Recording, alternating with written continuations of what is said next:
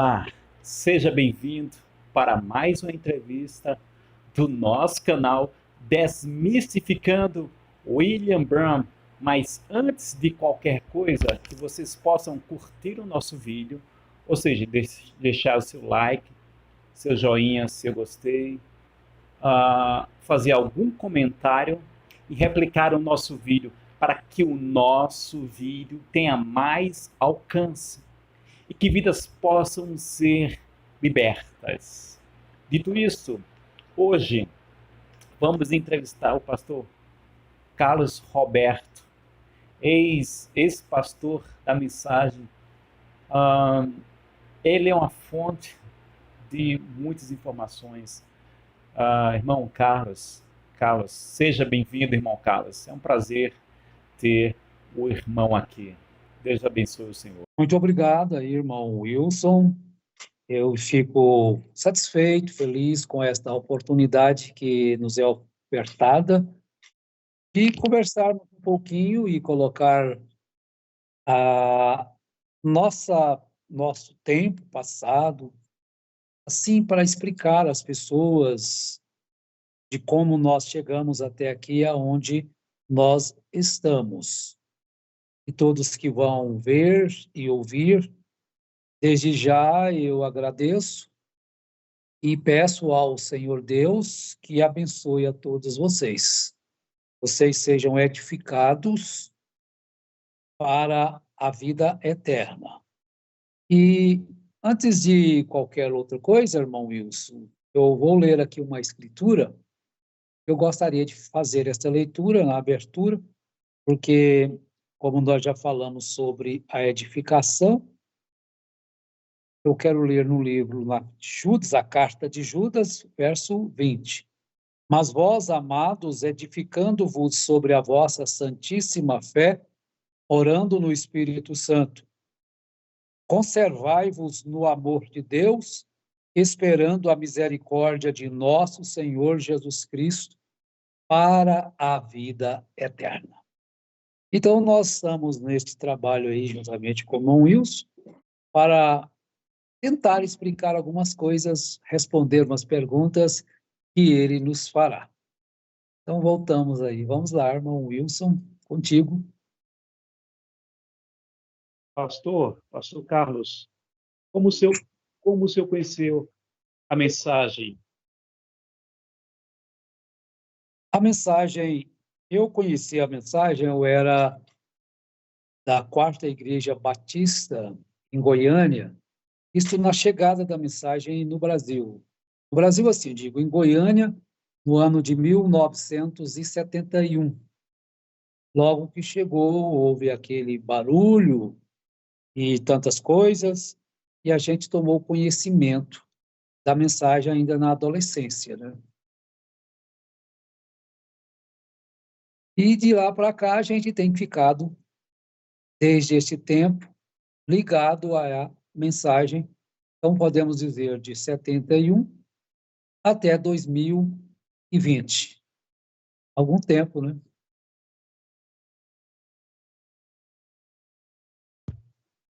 Bastante tempo, viu? Eu nasci em 81. 81. Isso. Pastor, o senhor pode citar algum momento marcante dentro da mensagem, vivido dentro da mensagem, de bom, de ruim, por quê? Fique à vontade, pastor. Bem, momentos marcantes. São muitos os momentos, né? Porque, deixa-me explicar, sim, desde que nós estivemos ali, no tabernáculo, nós começamos a trabalhar no tabernáculo, assim, dentro da parte do louvor, no ano de 1974, no final do ano 74, ainda na Avenida Goiás, quando nós começamos a dirigir os cânticos ali. E eu começamos, e um hino que eu cantei na: Vinde todos pecadores, então aquilo ficou marcante para mim, né? Vinde todos os pecadores aquele hino, que eu cantei logo no primeiro dia que eu fui dirigir os cânticos. E durante a jornada, nós estivemos por ali, nós tivemos muitas experiências, trabalhamos em programação de rádio, fazendo programa de louvores também pela Rádio Brasil Central de Goiânia, pela Rádio Difusora de Aquidauana, tempo. E quando nós começamos a lecionar para as crianças, isso no ano de 1992, 92, eu acho que sim. Então, para mim, foi um tempo marcante quando eu lecionava para as crianças.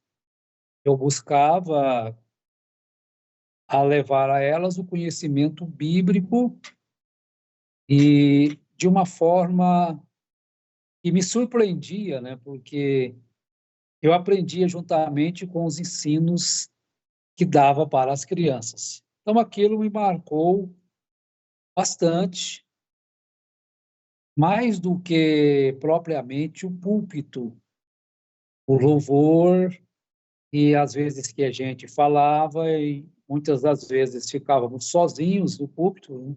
Quando tinha encontro de pastores fora, a gente não ia, ficava na igreja. Mas o mais marcante para mim foi o período em que eu lecionava ou buscava ensinar a Bíblia para aquelas crianças, que hoje já são adultos, tem muitos pastores, passaram pela escola das crianças, e nós procuramos fazer um trabalho que realmente pudesse ajudar as crianças em todos os sentidos. Não somente do lado espiritual, mas do lado natural, serem obedientes, amarem o trabalho, amarem as leis do país, serem respeitosos e serem trabalhadores e estudar. Então, nós entrávamos em todos os assuntos da vida natural e também na vida espiritual que cada um teria pela frente. E, graças a Deus, eu posso dizer que houve muitos frutos.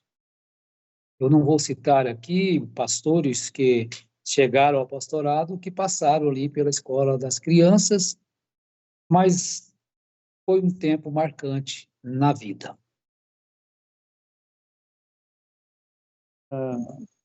Ô, pastor, a mensagem agregou alguma coisa de positivo na sua vida, pastor? Como pessoa, e como cristão? Irmão, é uma pergunta esta que ela é um pouco complexa, porque eu passei a minha vida toda, desde a mocidade até chegar à terceira idade na mensagem. O senhor vê que eu comecei adolescente e já saí velho. Já saí com 60 anos de idade, né? Quer dizer que 61 anos de idade. Já é um tempo marcante, né? Passar a adolescência, passar a mocidade, casar e sair já na terceira idade. Então, fato específico assim, do irmão dizer um fato marcante da mensagem, eu acho que tudo na minha vida foi a mensagem. Desde o casamento, a ordem, conduta, e estar ali dentro da mensagem, não tomava conta da igreja quando o pastor saía, e tudo ali passava na minha mão. Eu fui um tipo de pessoas assim... Você já ouviu falar naquele ditado Coringa? Coringa? A carta que... Então, em outro sentido, eles falam pau para toda obra, Coringa. Então, a gente fazia de crianças a sepultamentos, Casamento, às vezes, mesmo sem ter uma consagração para estar praticando tais coisas, não é? Mas Deus abençoava a gente. Eu era muito dedicado naquilo que fazia. A prova, acredito que se perguntarem a qualquer pessoa ali que nos conheceu, eles vão, acredito eu, que eles poderiam afirmar o que eu estou dizendo. Nós não fazíamos com segundo interesse. Então, nós aprendemos a fazer as coisas com amor, com dedicação, dedicar o tempo, horário de chegar na igreja, embora tendo que trabalhar mesmo arduamente, mas o tempo, não faltar às reuniões. Então, nós aprendemos muita coisa, a pontualidade, a assiduidade.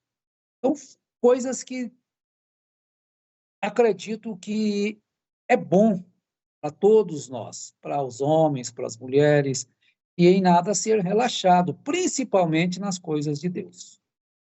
Então, eu vejo que isto, a minha vida foi pautada nesse sentido, de cumprir as ordenanças sem reclamar, estar submisso, acatar as ordens.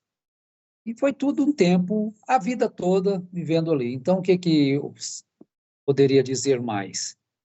A nossa fidelidade em servir, a nossa honestidade e também a nossa pureza com crianças, com os jovens, com as moças. E acredito que a escritura de Paulo a Timóteo se cumpriu na minha vida devido à pureza que eu lidava com todas as nossas irmãs. Mesmo estando, às vezes, em eminência, né? Estando ali na frente, era muito querido, muito amado, mas, graças a Deus, vivemos ali esse tempo todo e podemos dizer que saímos sem estar devendo nada para ninguém a respeito da nossa moral, da nossa fidelidade em servir.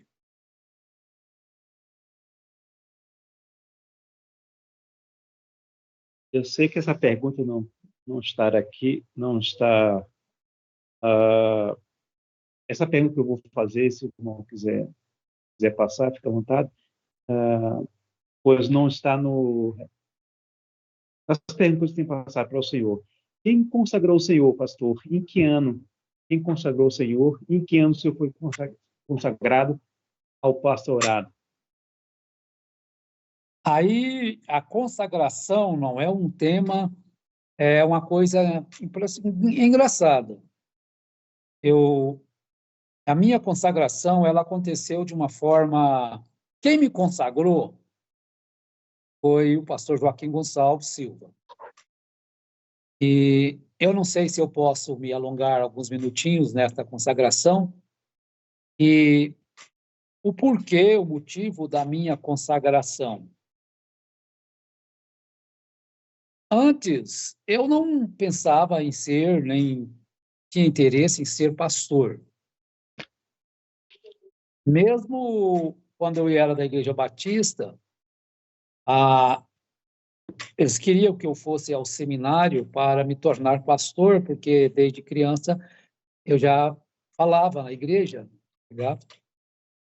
Mas depois eu, pensando, não tinha mais interesse de ser, e por 2 vezes, há anos atrás, o pastor queria me consagrar, mas não quis.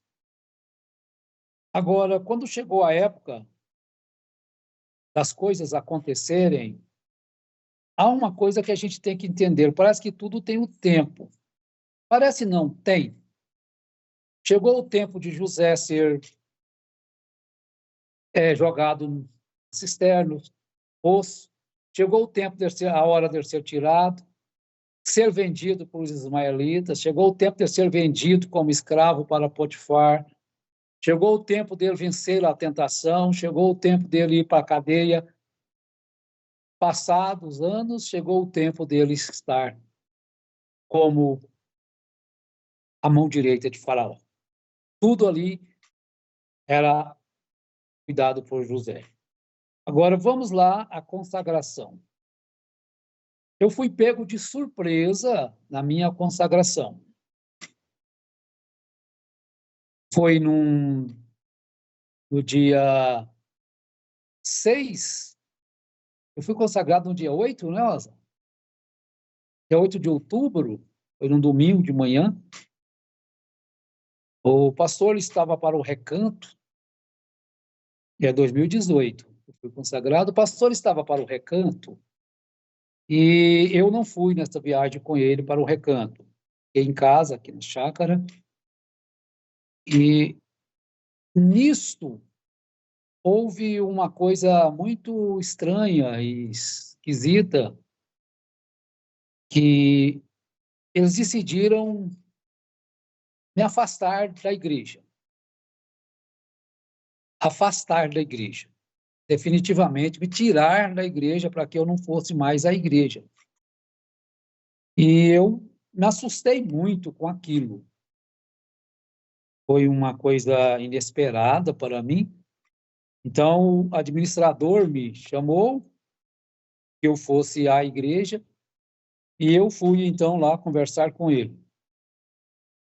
Então, ele me disse que se eu tivesse atendido o telefone um dia antes que ele ligou para mim ir, era para cortar a minha cabeça, quer dizer, mesmo desligar totalmente da igreja de uma forma súbita.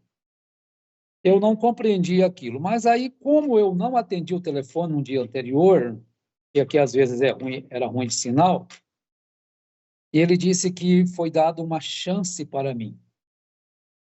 Ser consagrado a pastor, eu acredito que talvez seja Deus, acredito, não foi Deus que mudou esse esquema. Porque até o diabo trabalha para Deus. Quando Deus quer que ele faz, ele chamou Nabucodonosor de seu servo, muitas vezes, um homem ímpio, pecador, ele era servo de Deus, ele faz o que Deus queria. Então ele disse que eu deveria fazer uma escolha. Me deu duas opções: ser consagrado a pastor no domingo ou ser dispensado totalmente, enxotado da igreja. Agora você imagina como que as coisas acontecem, né? Vocês que vão ver o vídeo. Aí eu pensei e falei, e agora, meu Deus, o que eu faço? Ser consagrado a pastor, isso já foi numa sexta-feira, no dia 7, acho que 7 de outubro de 2018. Aí, pensando bem, eu falei, tá bem, eu vou ser consagrado, eu aceito ser consagrado a pastor no domingo. Porque eu só tinha duas opções: ser consagrado a pastor ou ser tirado da igreja com uma acusação de adultério. Eles montaram na cabeça deles que eu tinha um adultério com uma irmã lá da igreja e eu seria acusado de adultério. Então, bom, de todo jeito eu estou nos maus lençóis. Você já pensou uma palavra minha contra a palavra deles? Não vale nada, é como que um cuspe num mar. Então eu aceitei a ser consagrado a pastor, pelo pastor Joaquim Gonçalves, no domingo seguinte. Então, na sexta me avisaram, no domingo seguinte. Então, eu fui consagrado naquele domingo, uma consagração um tanto diferente. Eu sempre digo, duas consagrações que foram feitas de forma totalmente diferente, que nunca houve no tabernáculo. A minha consagração e a do pastor Júnior. Nós desfilamos no corredor como se nós estivéssemos naquele desfile de casamento. Corredor, desfilamos no casamento, assim, foi que uma comemoração, uma festa, quanto a mim, tanto o pastor Júnior. E claro, desfilei com eu, a minha esposa e a minha filha Angélica, desfilando no casamento. E aí fomos consagrados para o pastor, e dali, então, e fomos enviados para algumas igrejas aí no interior de Goiás, Cromínia, acho que é só Cromínia mesmo, aqui em Hidrolândia, onde nós já morávamos e ainda continuamos morando, Abadia de Goiás, acho que só. E tudo bem, ali naquela festa, e tudo aconteceu muito bonito, muito emocionante, mas acontece é que lá nos bastidores, depois que nós terminou o culto, lá fora, lá atrás, que ninguém estava vendo, então nós recebemos a mensagem através do administrador que não precisava mais da gente voltar à igreja. Estávamos dispensados e eu não compreendi muito bem que não era para mim ir mais à igreja, nem para fazer uma visita ali mais. E um dia eu voltei. Depois eu fiquei sabendo, através, não vou citar o nome de quem, que o pastor me viu ali. Fui durante o dia e perguntou para aquele pastor auxiliar o que eu estava fazendo ali na igreja. Então eu fui dispensado, enxotado da igreja, no tempo todo que O eu pastor, servi. Oi? desculpe interromper o senhor, o pastor que não queria o senhor mais nem para visitar, você está se referindo ao pastor, o líder do tabernáculo, o pastor O pastor Joaquim. Joaquim. Aí eu fui lá num dia fora de culto, e de dia. Aí ele me perguntou para o pastor auxiliar dele o que eu estava fazendo ali. Então eu compreendi que, na verdade, não era mais para mim voltar ao tabernáculo. Eu compreendi. As pessoas falam, é até bom uma conversa como essa, que a gente explica melhor, vai atingir mais gente, o porquê da gente nunca mais ter ido ao tabernáculo, mesmo antes de sair da mensagem. Porque nós saímos primeiro, nós não saímos do tabernáculo, nós somos tirados. E com esta acusação, que muitos irmãos ali ouviram essa acusação, de que nós estávamos em adultério. Então, nós saímos e nós, então, fomos para essa cidade do interior, e não estamos em todos os lugares mais que fomos, né?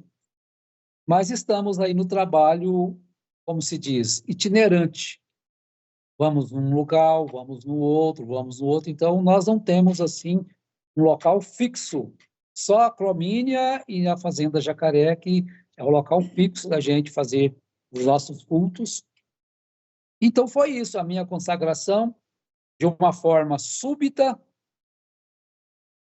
de uma forma quase que sem opção, porque se eu saísse dali, daquela forma que eles queriam me tirar, com acusação de adultério nas costas, mentirosa, falsa, quer dizer, uma forma ou outra, eles queriam me tirar de lá e acabar com a gente.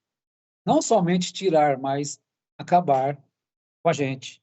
Mas Deus é bom, Deus é misericordioso, e isso não aconteceu. E hoje nós estamos aí falando para o Brasil, e falando com vocês, meus irmãos, e amando a eles todos.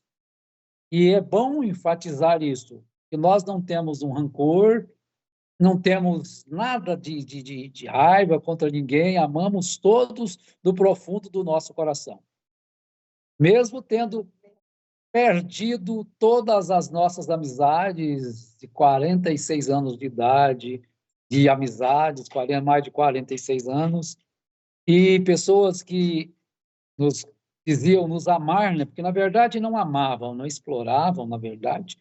Todos bloquearam. Hoje, quando vê a gente na rua, atravessa para o outro lado, vira as costas. Quer dizer, graças a Deus, porque na palavra nós chegamos. Isso é maravilhoso. Então, foi isso a minha consagração e a minha vida desde 2018. ela tem se tornado um pouco diferente do que era, mais aqui na chácara, né, vivendo aqui isolado da cidade. Graças a Deus, chega o dia dos cultos, a gente sai, vai, faz os cultos e volta para cá. E amando cada vez mais aqueles que viram as costas para nós, Deus abençoe. Deus nos ajude, Deus nos fortaleça. Amém? Como o senhor descobriu as falácias? Eu vou usar termo falácias aqui. Mas o que aconteceu comigo, juntamente aqui, eu vou citar o pastor Júnior, foi mais ou menos no mesmo tempo, sem nós estarmos combinando uma coisa com a outra. Eu quero dizer que a minha esposa, antes, ela deixou de ir ao tabernáculo alguns anos antes de mim. E eu fiz uma igreja aqui na cidade de Hidrolândia, um templo pequeno, recurso próprio, eu trabalhava na igreja. Aí eu passei a ser funcionário de Joaquim Gonçalves de 2010 até 2018. Tinha o salário. Esse período aí não era questão de igreja. Não era porque eu cantava, não era porque eu lecionava para criança, não, é porque eu era funcionário integral. E tempo todo, com muito mais horas de trabalho do que 8 horas, era em torno de 15 horas. E por 1 ano, 2 anos, nós trabalhávamos direto, sem folga semanal, sem férias, sem nada. Então, nós tínhamos o salário. E como eu guardava este salário, então nós aproveitamos, juntamos aqui, compramos um lote no interior, em Hidrolândia, e fizemos uma igreja aqui, onde passávamos a ter os cultos aqui na cidade de Hidrolândia. Então, de repente, irmão, aconteceu que nós fomos terminando, a minha esposa falou, não põe os quadros aí, esses quadros você não vai, todo mundo que chegar aqui vai embora. Você não põe esses quadros aí, mas eu tinha ganhado os quadros, eu teimei, coloquei os quadros. Pintei a igreja de azul também, pintei a igreja de azul, e isso tudo era recurso próprio, não tinha recursos de Goiânia para fazer, era tudo recurso próprio. Pintamos ali de azul, pusemos os quadros, e estava pregando a mensagem. Aí tinha um pastor que vinha de Goiânia trazer a ceia para a gente aqui, e de repente passou para o pastor de Aparecida, só ele, mas não sei dizer, irmão, o que aconteceu. De repente, algo veio no coração e a gente abriu os olhos para ver que tinha uma coisa errada. E, ao mesmo tempo, aconteceu com o pastor Júnior. Eu tinha a congregação lá em Abadia, nós estávamos assim, e tinha uma congregaçãozinha também depois lá em Aragoiânia, e chegou uma irmã lá, colocou uma cadeira lá, uns quadros, todos aqueles quadros que vocês conhecem, e já foi tirando aqueles quadros da igreja. Não, isso é falso, vamos tirar esse trem tudo da igreja aqui, ó. Foi uma coisa assim automática. Vamos tirar tudo aqui. E foi descendo, eu falei, deixa um pouquinho aí esse da estatura, que eu quero falar sobre ela hoje. E a irmã já foi tirando. Ela foi afoita, né? Parece que as coisas andou para esse lado, assim, e com isso foi automático. Nós começamos a ver, eu comecei a ver. E aí começou a vir na mente as escrituras, as profecias que não se cumpriam, as coisas que não davam certo. A minha esposa, por exemplo, veio de Minas, estava faltando pouco tempo para formar em pedagogia, deixou porque Jesus estava voltando em 77, e de repente aquilo foi vindo no nosso coração, mas nós perdemos tudo, deixamos tudo para trás para confiar nisso. E agora começou porque nós fomos enxotados. Nós não fizemos nada para sermos expulsos da igreja. Criou-se uma mentira em torno do nosso comportamento moral. Colheu-se e esparramou na igreja. Automaticamente nós ficamos como adúltero. Mas é uma mentira. E ela deveria ser acertada. Eu vou aproveitar aqui e chamar a atenção do povo. Pode? Pode ou não pode? Então, eu digo assim, que eu já falei pessoalmente para algumas pessoas que esparramam isso. Eu disse uma vez para uma, você quer ir ao céu? Ela disse, claro que eu vou para o céu. Então, você para de mentir. Porque se você continuar mentindo, você não vai ao céu. Mas alguém me falou que isso é verdade. Falou assim, mas alguém mentiu para você. Tudo bem, você ouviu. Agora, quando você esparrama, você também se torna um mentiroso. Se você só ouvir e não esparramar para ninguém, é uma coisa. Quando você começa a dizer também, você é mentiroso. Então, foi uma mentira e, com isso, estragou muito a reputação da gente com os irmãos. Compreende? Então, isso já despertou um pouco a gente para ver que aquilo ali dentro tinha uma máfia, tinha uma coisa esquisita ali dentro do tabernáculo que, quando eles queriam destruir uma pessoa, eles sabiam como destruir. Então, não tinha amor. Mas como? Um local que é a catedral da mensagem no Brasil não tem amor, tem um jogo de interesse muito grande. Quer dizer, eu dediquei a minha vida desde a adolescência até a velhice aqui. Agora faz isso dessa forma, ainda acusa a gente para destruir mesmo totalmente. Quando eu vi aquilo, foi somando para ver as coisas. Então, os nossos olhos foram abrindo agora para ver a mensagem. Antes era ver a questão local, não é? Igreja local de Goiânia. O que reinava ali dentro. Aquelas badernas que todos já conhecem, já saiu para todo o Brasil.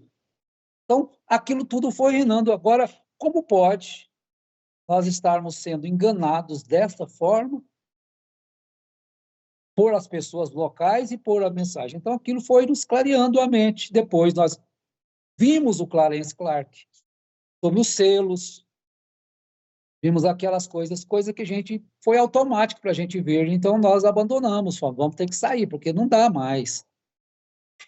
Então nós saímos, ali então deu-se um ponto final no nosso tempo de mensagem, e eu comecei a pregar contra aquilo, e eles souberam em Goiânia, aí eles descobriram em Goiânia, e me chamaram para pregar lá um dia, porque eles não queriam mais, nem queria que eu fosse lá, me chamaram para pregar. Agora você vê como que é o jogo de interesse. Não, você vem pregar aqui numa quarta-feira, mas tirando a chefia não era a chefia, quem estava te chamando para me pregar era o rapaz que tomava conta, o pastor Efraim, que tomava conta dos cultos de quarta-feira. Eu falei, eu conheço muito bem o seu chefe, você não poderia me chamar nunca para falar aí, sem autorização dele. Fala assim para ele aí, ó.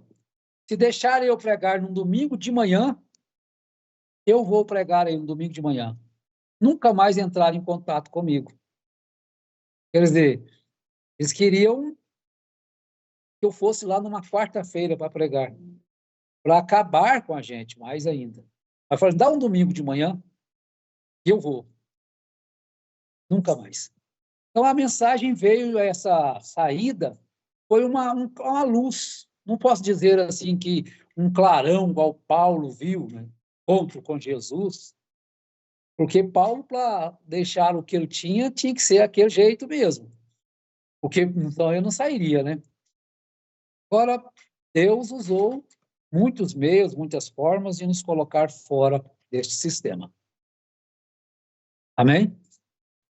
Quando o senhor decidiu deixar a mensagem, qual foi a reação dos seus amigos, da sua família e das pessoas que viam o senhor como um pastor? Ainda que as pessoas influenciadas pelos pessoas de Goiás, pelos líderes, e o líder maior de Goiás, mas assim, quando o senhor decidiu deixar a mensagem, qual foi a reação deles, da sua família, da sua esposa? Eu sei que você já contou um pouquinho, né, que ela não ia, mas assim, em torno do Senhor, o que falaram? Bem, irmão, eu já quase respondi essa, né? Fui muito longo na outra resposta, eu vou ser mais breve nesta. Irmão, foi um choque um pouco forte para mim. Porque, se o senhor pensar bem, não é fácil para a gente também, né?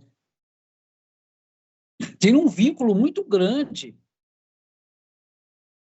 E da mocidade da igreja, ali, vamos dizer, 90%, quando eu saí, os jovens da igreja, e até outros, muitos, que eu fiquei 29 anos lecionando para as crianças.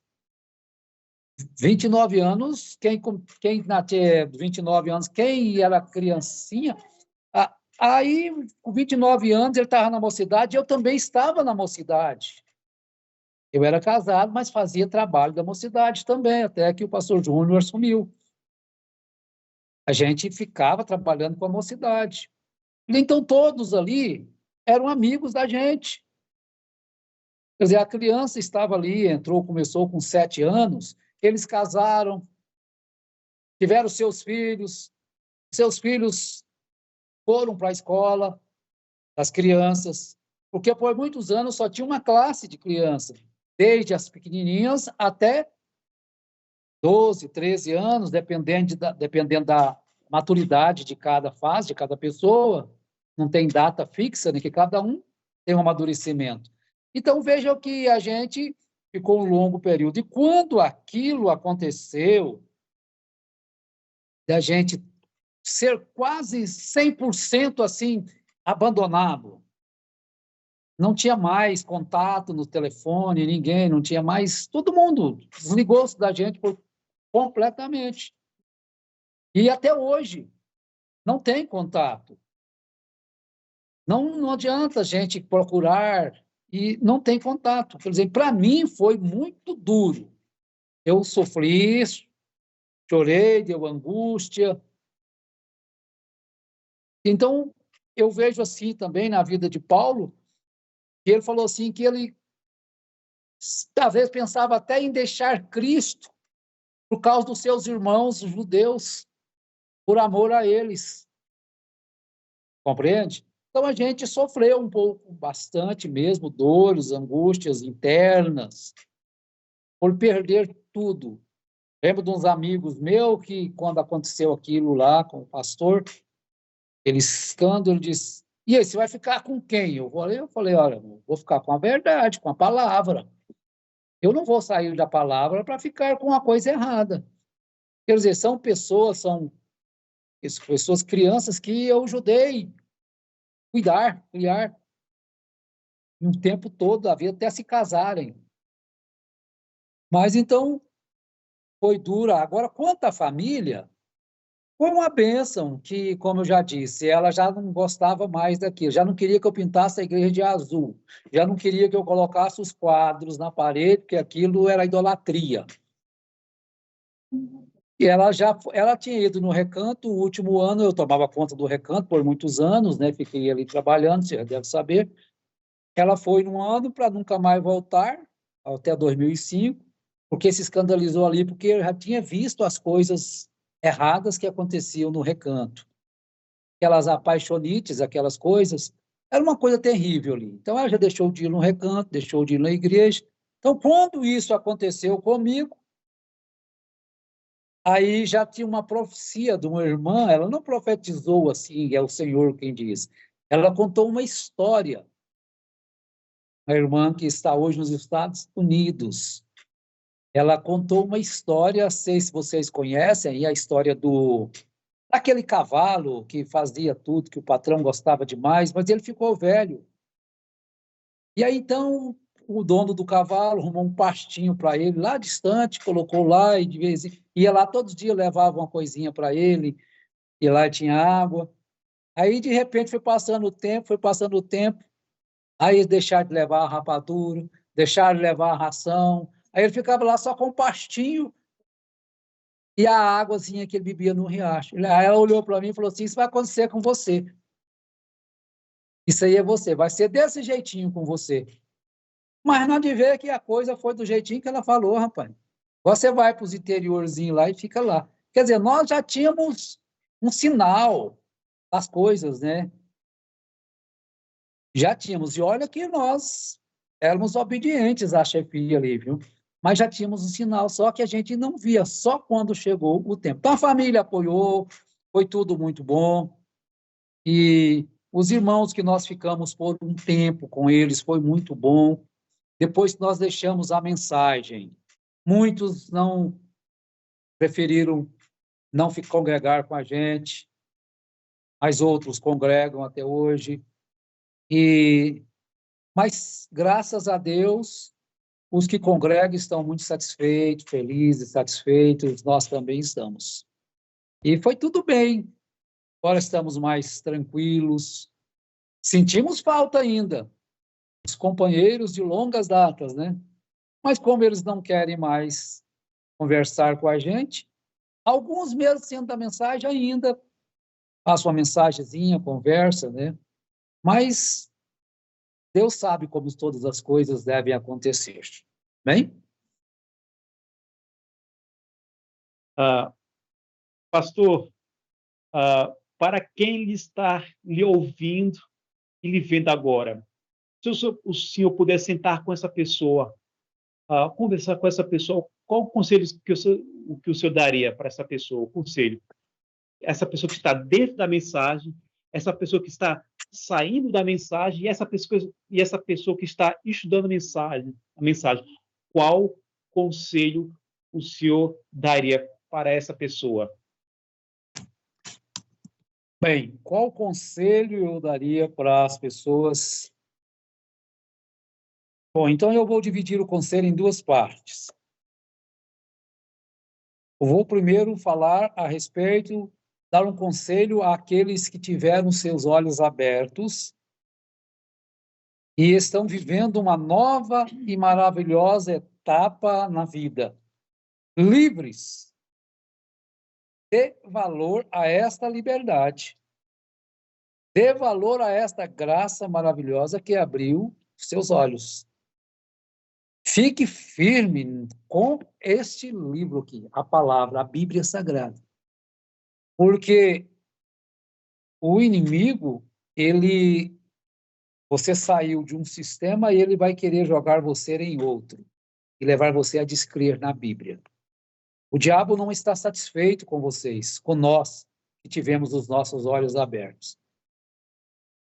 Portanto, São Paulo diz assim: aquele que está em pé, olhe que não caia. Agora, aqueles que já estão lá,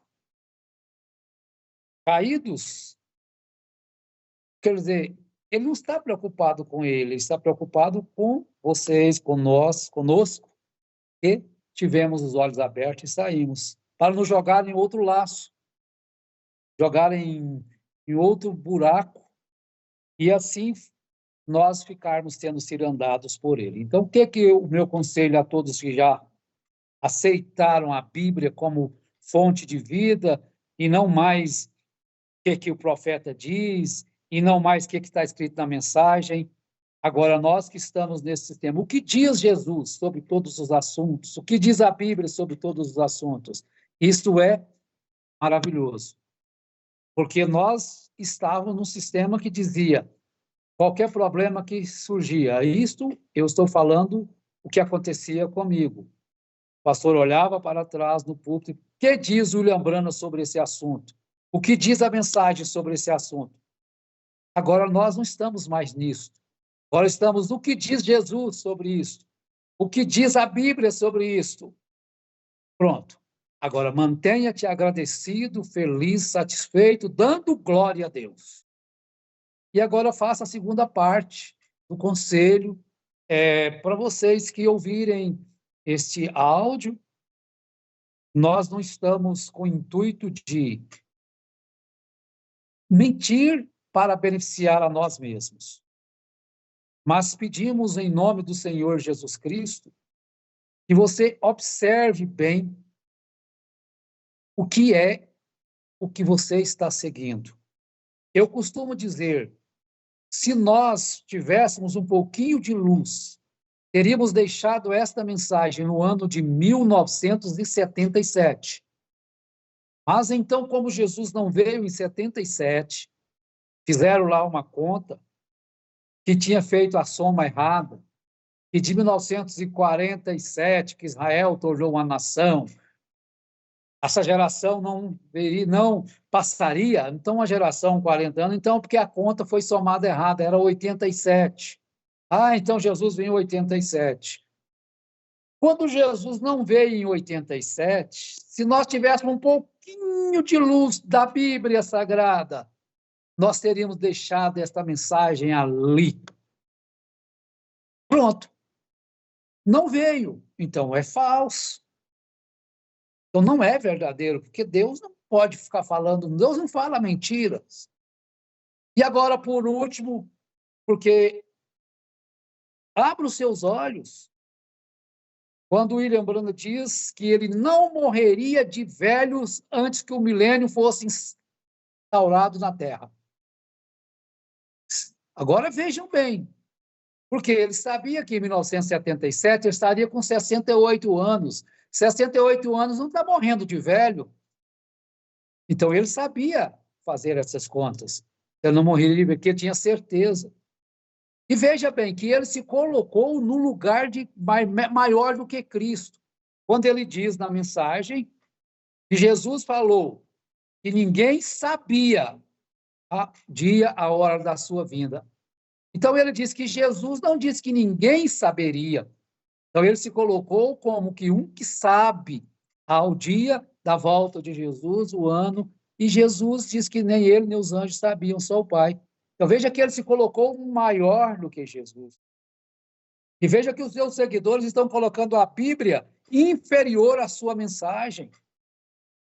É só você analisar um pouquinho. O meu conselho, eu estou dando um conselho. Eu não estou querendo falar mal de ninguém, mas é um conselho. Examine as Escrituras e você analise isto. E veja aí, os tubarões não estão nadando lá na rua Splint. E Billy Paul não ficaria velho antes dele ver os tubarões nadando ali na rua Splint. É mais uma coisa que não acontece. Então, eu falando para um irmão sobre 77, eu estou dando, isso é tudo do conselho, hein? Ele disse assim, não, eu acho que o irmão Brana falou foi que Jesus voltaria em 1977, mas no calendário judaico. Olha onde ele foi, o que colocar na cabeça dele. Nós estamos em que ano no calendário judaico? É quase 5.000, não é? 4.800 por aí. Agora imagina, o irmão simples saiu com essa. Agora, quem será o líder dele que disse que talvez ele falou no calendário judaico? É mais um engano, então é engano sobre engano. Finalizando o meu conselho, examine as Escrituras, porque se você julga ter nela a vida eterna. E quando Jesus deu o conselho aos judeus, ele afirmou, ele disse, vós julgais ter essa vida eterna nas Escrituras, então examine elas. Agora, se você acredita que a Bíblia Sagrada é a palavra de Deus, examine ela, esqueça o livrinho um pouquinho, não precisa de sair, não. Estou falando para você sair desse sistema. Esqueça ele um pouquinho, leva ele para a Bíblia Sagrada e vê se as profecias estão corretas ou não, se os ensinos estão corretos ou não. Se é realmente necessário que venha esse precursor trazendo esses ensinos para nós. Então, fica o meu conselho finalizando. Ore e volte para a Bíblia. Deixa de lado todos esses ensinos extra-bíblicos. E não só os da mensagem, não. Os que já saíram da mensagem, que estão deixando de lado aí, diz que não tem mais que se batizar, não tem mais que tomar a ceia, não tem mais que congregar. Vocês estão entrando noutro buraco, talvez mais profundo. E quem vai tirar vocês de lá? se Deus te liberta, sai da mensagem e cai no outro buraco pior ainda. Deus tem a misericórdia de quem fala, Deus tem a misericórdia de quem ouve, porque nós precisamos desta misericórdia e damos graças a Deus, porque a causa de não sermos consumidos é a sua grande misericórdia. E Ele renova as suas misericórdias cada manhã. Pastor, eu agradeço por essa entrevista. O irmão poderia dar suas considerações finais, deixar suas redes sociais, exemplo, WhatsApp, onde podemos encontrar o senhor, para as pessoas que quiserem congregar com o senhor. Fique à vontade. Então, assim, despedindo aí de todos vocês, esse áudio está saindo aí pelo canal do YouTube do nosso irmão Wilson, Desmistificando Brana, que já passamos aí para muitos irmãos. E todas as manhãs temos um áudio no nosso canal, que é Fé Restaurada. E o nosso WhatsApp, alguém quiser falar com a gente, passar alguma mensagem, nós estamos abertos a ouvir críticas, principalmente as críticas. Eu amo, não importo, 62 994 89 78 34. Aí, então, é o nosso contato. Se alguém desejar falar conosco, nós estamos à disposição. Quanto aos nossos locais de reunião, o único local que nós estamos tendo reunião assim fixa era a Fazenda Jacaré, é muito difícil, é só aqui em Goiás mesmo, né? E na cidade de Cromínia, aqui em Goiás também, a 85 quilômetros de Goiânia, por aí. Bom? E no mais, é só agradecimentos. Agradeço ao nosso amado irmão Wilson, a nossa amada irmã Ana, que está aí fazendo esse trabalho de gravação, que vai estar melhorando o som, a imagem aí, para que vocês que vão ouvir e ver possam ouvir com clareza aquilo que é dito.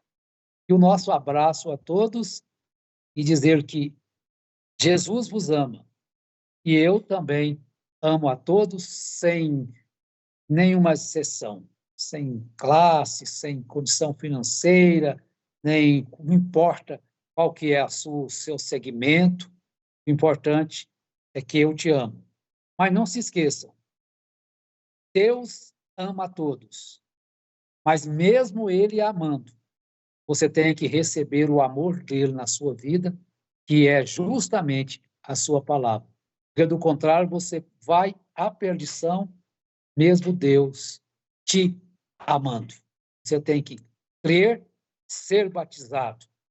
Aí, então, você vai viver uma vida para Ele. Amém.